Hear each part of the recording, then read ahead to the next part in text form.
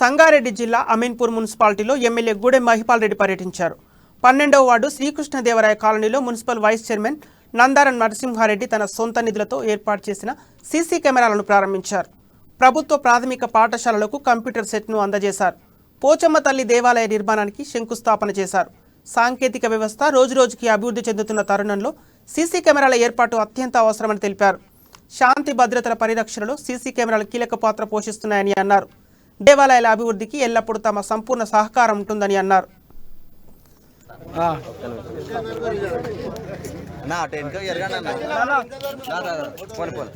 పిల్లల అవసరాల మేరకు స్థానిక మున్సిపల్ వైస్ చైర్మన్ గారు నరసింహగౌడ్ గారు ఒక ప్రింటరు, ఒక ల్యాప్టాపు, అలాగే మిగతా సామాగ్రిని పిల్లలకు అవసరాల మేరకు 1,00,000 రూపాయల సామాగ్రిని వారికి ఇప్పించడం వారికి ప్రత్యేకంగా నరసింహగౌడ్ ధన్యవాదాలు తెలియజేస్తూ ఈ కార్యక్రమంలో చైర్మన్ పాండురంగారెడ్డి గారు,